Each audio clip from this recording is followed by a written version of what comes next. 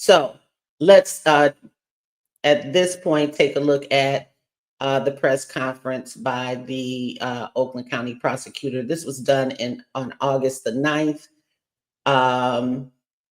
after the arrest of the mother and the boyfriend.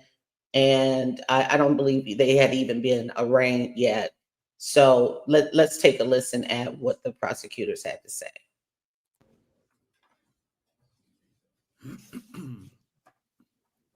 Yeah.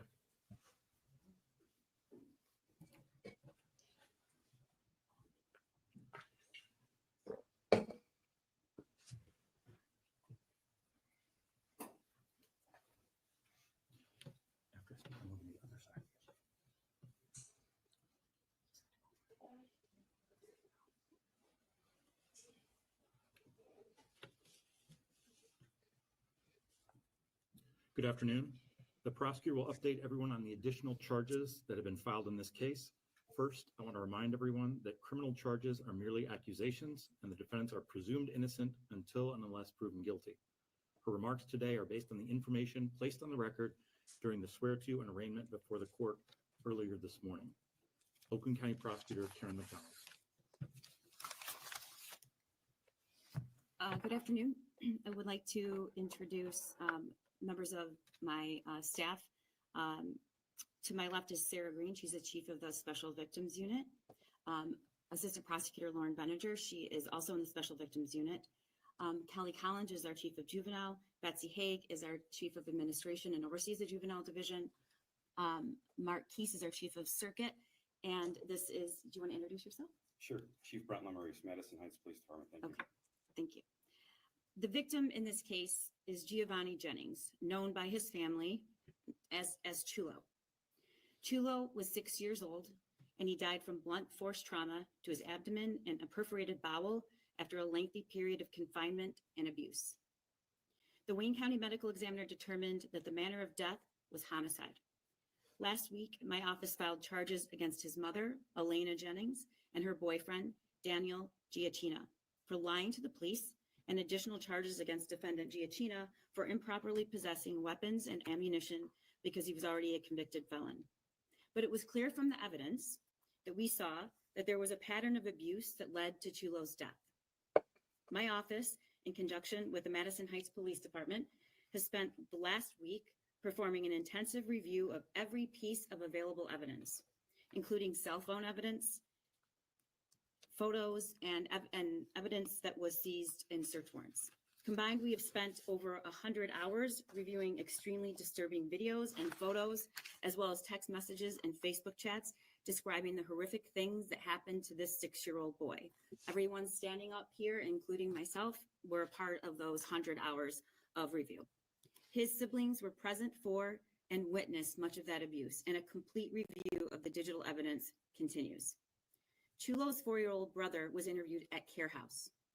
For those of you who don't know, Care House is a child advocacy center in Oakland County. My office has an experienced prosecutor dedicated to Care House and who attends forensic interviews there, and that's Lauren Benninger.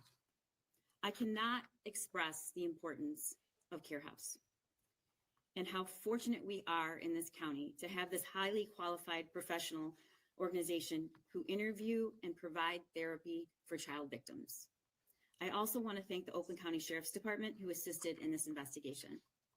As we carefully sifted through the evidence, what we found can only be described as horrific. The allegations are that Chulo was confined to a pen in the defendant's bedroom.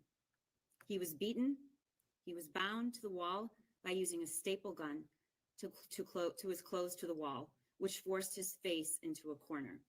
He was badly injured, but he was not taken for medical treatment because his mother knew that a medical examination would reveal the abuse. And that information is all an allegation that was already in the public forum on the record in the swear-to.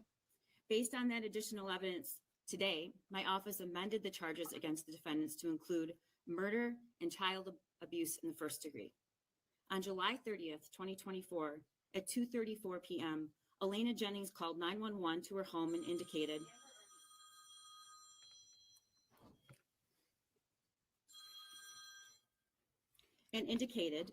that her 6-year-old son was passed out and unconscious.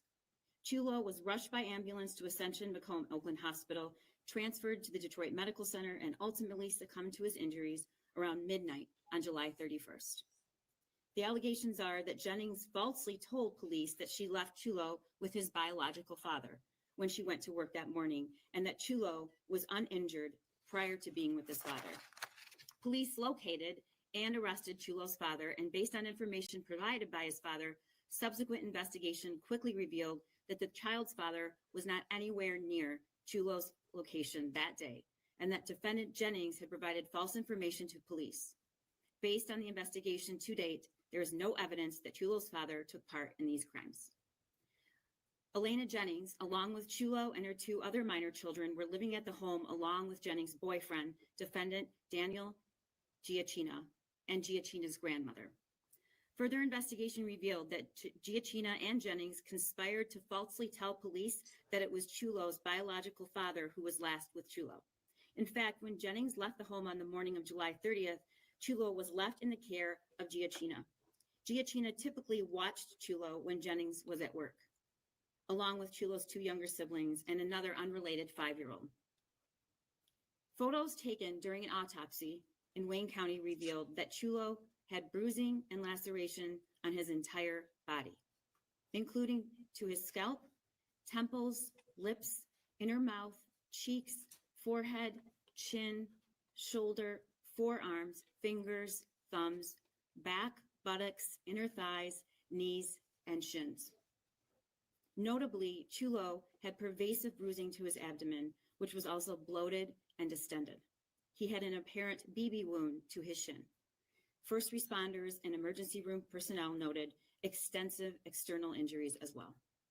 Cell phone evidence has revealed that Chulo Jennings was being severely abused by the defendants. Chulo was beaten by Giacchina on multiple occasions. While that abuse sometimes happened while Jennings was at work, Jennings was aware of it and approved of the physical assaults, and at times even encouraged Giacchina to abuse Chulo. The abuse involved physical violence and assault, including shooting at Chulo with a BB gun. For punishment, Chulo was confined to a pen in a corner of Giacchina's and Jennings' bedroom, where he was left to try and sleep on a wooden slat measuring 11 inches by 36 inches.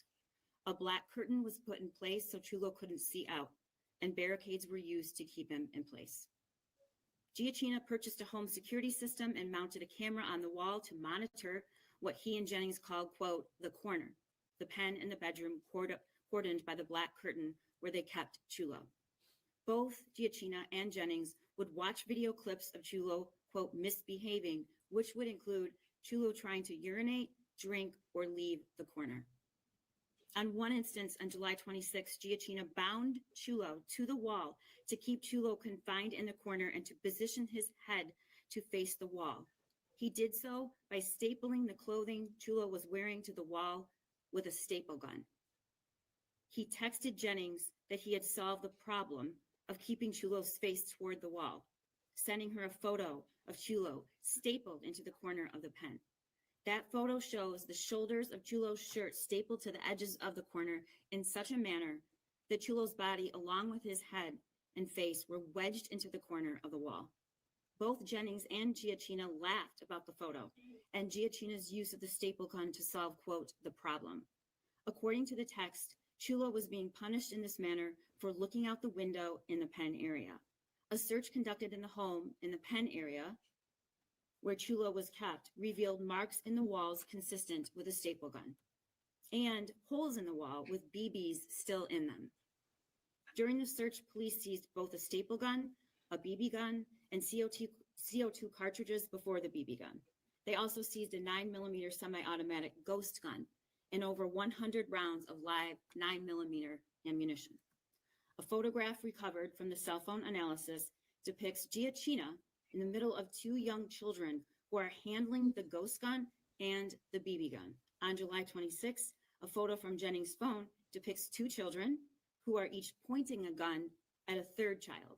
The third child has his hand up and the laser from the ghost gun is illuminating his hand. Elaina Jennings' 4-year-old son was forensically interviewed at Care House. He told the forensic interviewer that, quote, Danny, Giacchina, shot him in the leg with a BB gun, and showed his wound to the forensic interviewer. He also disclosed that Danny shot Chulo in the buttocks with a BB gun. The 4-year-old explained that on the day of Chulo's death, quote, Chulo died all day, and Danny was there. Defendant Elaina Jennings was interviewed by police, and she stated that Giacchina punched Chulo in the abdomen several times, approximately 3 days prior to his death. She told police that as a result of those punches, Chulo began vomiting. His condition began to worsen until July 30th, when she found him unresponsive in the company of Giacchina. Jennings admitted that she knew Chulo desperately needed medical attention, but she did not take him to the hospital because she knew that a medical examination would reveal the abuse he was suffering. The investigation also revealed that Jennings and Giacchina were present and living in the family home the entire time that the known abuse was sustained by Chulo. After the autopsy, the Wayne County Medical Examiner issued a supplemental report indicating that Chulo Jennings died by homicide as a result of a bowel perforation with complications after blunt force trauma to his abdomen. All children have a right to grow up in a home free of fear. This child and his siblings suffered unimaginable abuse and lived in fear every day. My office and the Madison Heights Police Department are committed to using every resource available to us to get justice for Chulo and hold the people responsible for his death accountable, and to seek punishment that reflects the horror of his death. And I want to thank the Madison Heights Police Department for their commitment and conviction in carrying out a very complicated investigation. And I'd like to turn it over to the chief now. Thank you, Karen. So, good afternoon, members of the press. For those who don't know me, my name is Brent Lemarise, and again, I'm the police chief for the city of Madison Heights. I'm not to be too redundant, but I'm going to speak a little bit on some of the things that Karen already said, but I'm going to be very short. So as you know, the Madison Heights Police Department and the Madison Heights Fire Department responded to the residence of the 6-year-old victim, Chulo Giovanni Jennings, on July 30th, 2024. This was the first time we encountered Giovanni and learned about his failing condition. The first responders took life-saving measures, but unfortunately, Giovanni eventually succumbed to his injuries. Officers moved quickly to obtain probable cause, and they made 3 arrests on the date of the incident. One individual, as Karen had stated previously, was released when it was determined he had an alibi, and he was turned over to another agency on separate violations. The other 2 individuals, as you now know, are Elaina Jennings and Daniel Giacchina, and they were charged with lying to the police. And Daniel Giacchina had a pre-existing warrant for weapons-related offenses out of Madison Heights. Since their arraignment on those charges, the Madison Heights investigative team, in coordination with the Oakland County Prosecutor's Office and their investigators, have been working around the clock to uncover fresh evidence that has led to new charges introduced today by Karen McDonald. I would like to give a special thank you to all of them for their hard work. With that said, I want to remain focused on Giovanni and the tragic situation he had to endure. We will continue to work with the prosecutor's office to build this case and provide that justice for Giovanni. Thank you. We can take a few questions, but with the understanding that we're very limited in what we can say. Prosecutor, had anyone reported any of this abuse to CPS? And can you, as a parent, speak to the extreme nature of this abuse and how horrifying it is? I can't comment on whether it was reported to CPS. I know that we are all mandated reporters and immediately contacted CPS because that's our job. You know, I'm a former family court judge and presiding over an abuse and neglect docket. I've been a prosecutor for years and the elected prosecutor for 4. And I think everyone standing up here has decades and decades of experience in prosecuting, particularly in the Special Victims Unit. But this was one of the worst cases we've seen. Will Jones, Local 4, how do you prevent something like this from happening? Is there anything that can be done? There's a lot that can be done. And without going into the circumstances of this case, we need to know and keep track of our children. We need to know and keep track of our children who are enrolled in public schools, and when they are taken out, inquire about what happened to them. And then the people around kids, whether you're a neighbor, a teacher, a coach, just somebody in the grocery store line, if you see something that concerns you, you should absolutely report it to the Child Protective Services or the police. And in terms of the weapons offenses, your guns should be secured, stored, and locked, and not available, or children have access to them at all. It's hard for a lot of people to imagine abuse on this scale. Can you talk about your reaction as a parent when you first looked at this case? We have so many tools available to us now in the digital forensic analysis, particularly with cell phones. And so, unfortunately or fortunately, crimes like these oftentimes are depicted, photographed, spoken about in a way that is horrifying. So I think it doesn't matter how long you do this job.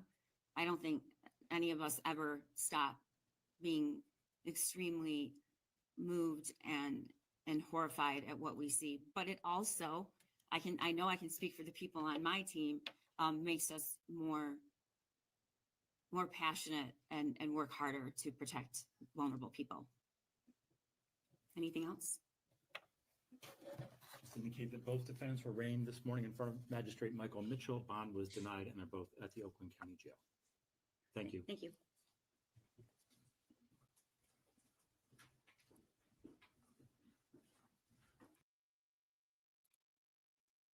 So, okay, I want to point out a couple of things that,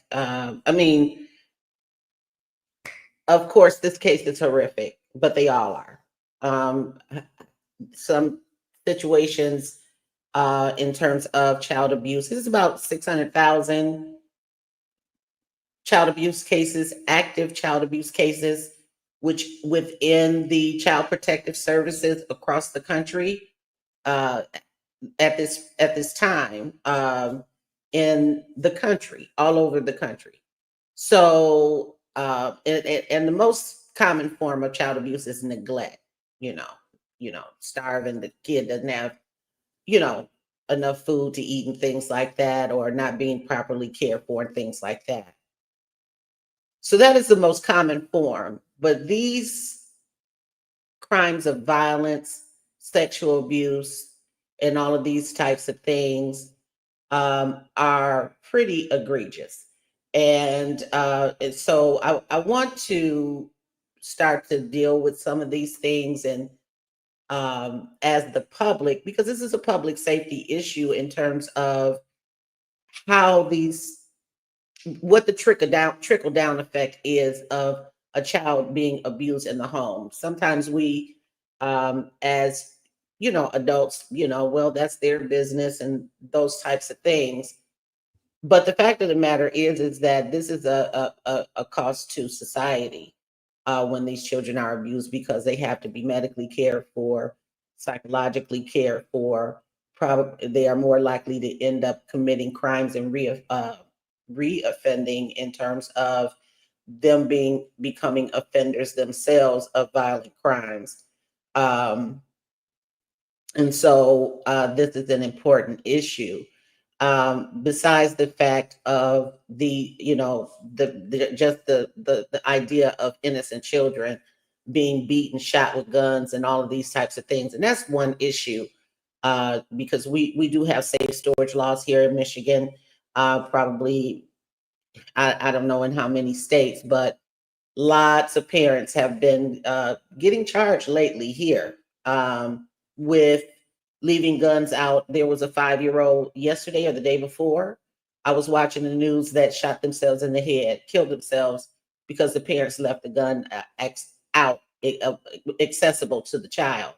And it's happening more and more and more and more and more. So here in Michigan, they are strengthening these laws to charge parents when these kids get a hold to these weapons.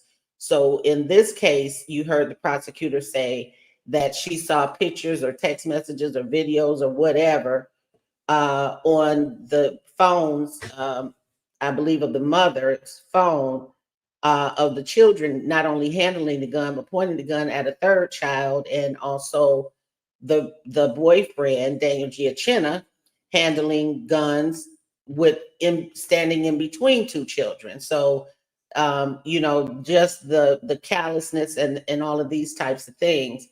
But in terms of little Giovanni, you heard the prosecutor outline all of the injuries that they saw when they came upon this situation where the boy was unconscious, apparently, forcing the mother to call because apparently she had not been getting him medical care, knowing that he needed it long before this incident, um, because she knew that uh, they would recognize the abuse. Then they tried to lie on the child's biological father and say he had the boy. And of course, they arrested the father and found out he had an alibi and let him go and arrested her and her boyfriend.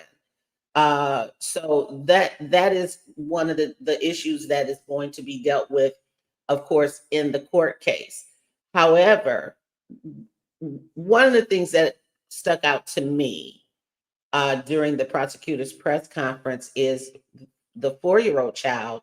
Of course, the other children were removed from the home, and that's again another issue, a problem, a systemic problem within the Child Protective Services uh, uh, institution or agencies, where they are not removing these children fast enough. And of course, you know, family reunification is a thing. It's a thing in social services, where the goal of is to keep the family intact. And I understand it. I get it. Um, However, when there are signs of abuse and things like that, I don't know if there's the training needed or whatever the case may be. And these social workers are going in and out of these homes. I don't see the means doesn't justify the ends in terms of risking the life of these children to you know to break up the family. But this is something again that I want to take a deeper look at. But one of the things that stuck out to me in terms of this case, and one of the things that the prosecutor said, is that when they interviewed the 4-year-old child at the child care center, the child said Chulo died all day. And I think what that meant, what the child meant by that, is that he probably had literally been dying all that day, because she didn't call the police and EMS until 2 o'clock, around 2:30 in the afternoon. This was on July 30th. And at that point, he was already unconscious. They said he had been throwing up and all of that stuff. But the fact of the matter is he was probably already dead or quite near death at that point. And so uh, the child probably suffered all day, was suffering, period. But literally, for a child to say that he died all day was just very interesting to me and very striking to me. So I want to, again, I didn't want to be before you long on this issue. I just wanted to bring it to your attention and hopefully highlight the case and let you guys know the importance of the case. You'll see the thumbnail up. I think that I can show you actually the case as it is set up on the channel. I entitled it Chulo's Corner, so that, just to emphasize the situation. because of course she said that he was kept in the corner. He was stapled. His clothes were stapled to a wall to force him. Stapled to force him to have to face the wall where he couldn't, was not allowed to look out, or he was forced to look into the corner actually. And so this is what we're looking at. And I wanted to definitely make sure that we talked about this case, and we're going to talk about it some more. I have a lot of information to bring you, and that I am gathering on the case. And so we're going to definitely be talking about it some more. But I hope that you guys got some information. And again, the probable cause hearings are up on the channel as well. They were, again, uneventful, not very much going on. They basically just rescheduled the cases. Oh, let me tell you who the cases are, who they are represented by. So the mother is represented by a local attorney, Jordan Zupke, and the boyfriend, Daniel Giacchina, is represented by an attorney, Leonard Ballard, and of course, Paulette Michelle Lofton. Paulette Michelle Lofton, if you guys remember, let me bring this up on the screen. Paulette Michelle Lofton is she's the chief public defender in Oakland County, again, which is a suburb of Detroit. But she was the defense attorney for the Oxford mass shooter, Ethan Crumbley. And so she is now going to be representing the boyfriend in this case, Daniel Giacchina, along with another local attorney by the name of Leonard Ballard. I'm not familiar with any of these attorneys except Paulette Michelle Lofton. So she's involved with this case again. She became pretty well known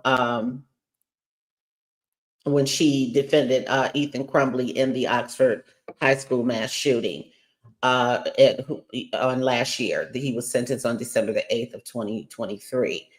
So definitely, take a look at the probable cause hearings just to get caught up. I'm also going to post links to the articles that I have written on the website regarding the case to get you guys up to speed on what's going on with the case. And we'll get a chance to hopefully the attorneys are very a little more prepared where we can start to hear some arguments and also testimony and see some evidence that's involved in the case during the preliminary exam on next Monday morning.